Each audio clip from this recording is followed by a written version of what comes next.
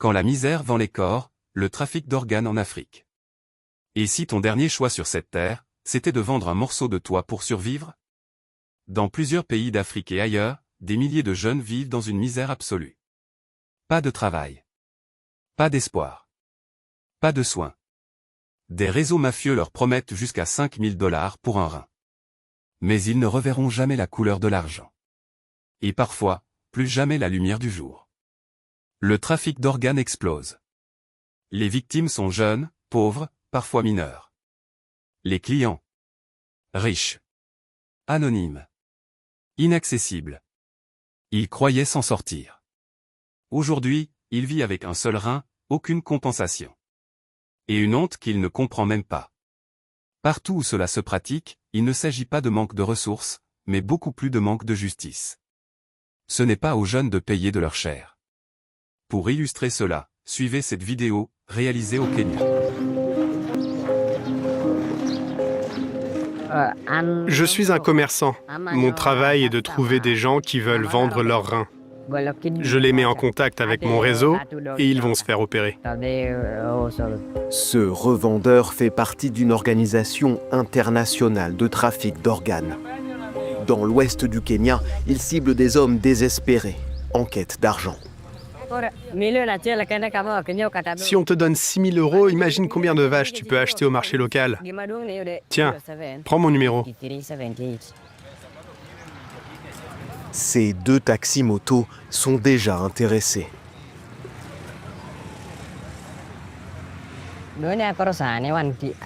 Cet homme-là veut vendre son rein à cause de ses problèmes familiaux.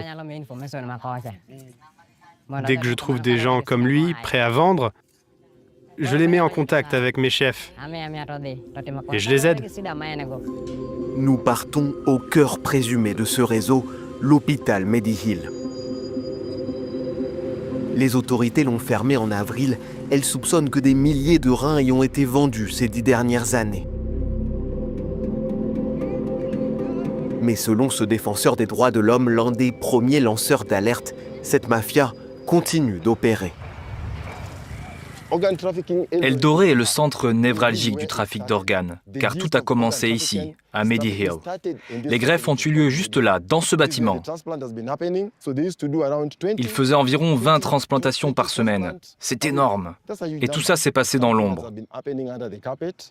De nombreux jeunes ont perdu leurs organes dans cette clinique. Ils ont été achetés par de riches étrangers, dont certains ont témoigné de leur opération sur Internet. Hier in Eldoret in Kenia nahte am 27.09. meine Transplantation. Ces patients venus d'Europe ou du Moyen-Orient auraient normalement attendu des années dans leur pays. Mais au Kenya, ils obtiennent un rein en quelques semaines.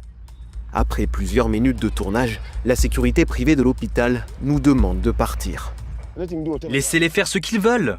Ce sont des journalistes accrédités et moi je suis militant. Tu ne peux rien faire contre nous. Appelle donc la police. Ils essaient d'empêcher notre tournage parce qu'ils savent très bien ce qui se passe ici. Alors n'ayez pas peur, ce sujet est d'utilité publique. Qu'ils viennent donc, qu'ils me filment. Ils ne vont pas appeler la police, mais plutôt leurs hommes de main. Il vaut mieux qu'on quitte les lieux. Lors de la dernière visite de Djouma, des hommes armés sont arrivés et la situation a dégénéré. Nous partons donc avec lui. Il y a beaucoup d'hôpitaux dans cette ville, comme celui-là, juste ici. Plusieurs ont participé à ce trafic.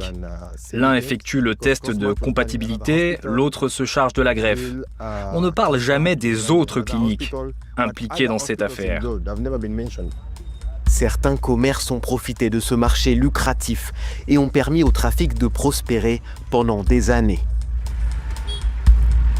Les clients occidentaux logés dans cet hôtel 4 étoiles, le meilleur de la région. Ils savent pertinemment qu'ils vont recevoir un organe d'une personne très pauvre. Ils ont fait ça en toute impunité. Ces gens n'ont aucune conscience, aucune valeur morale. Honte à eux.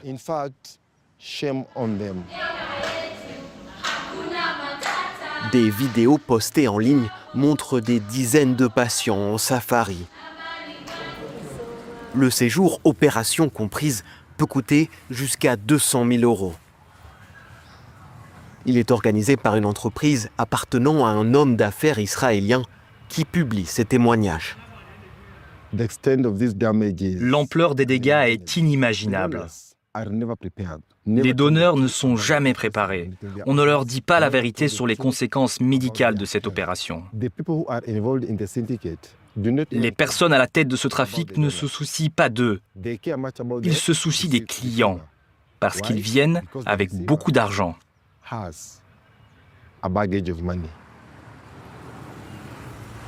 Cet argent part également dans les poches des nombreux intermédiaires, comme ce trafiquant que nous retrouvons. Il vient de convaincre un nouveau vendeur, Brian, 23 ans, orphelin depuis peu. Tu vends ton rein pour 3 000 € alors? J'espérais plus. C'est ma seule issue pour sortir de la pauvreté. C'est la seule solution. Ce courtier est payé à la commission, après chaque vente. Il dit être un simple pion dans cette organisation internationale structurée pour que ses dirigeants restent introuvables et intouchables. C'est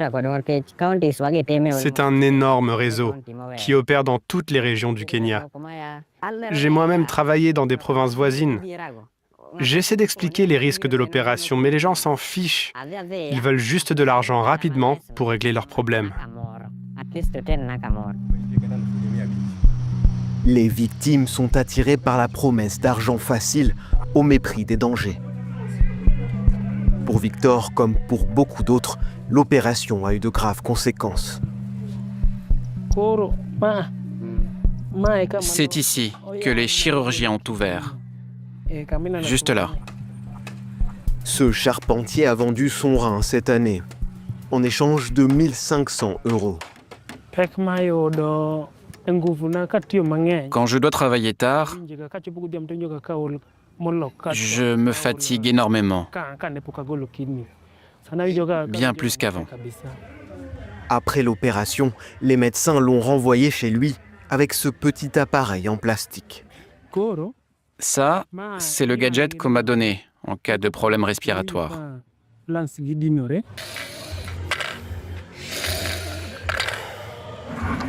Je suis fatigué.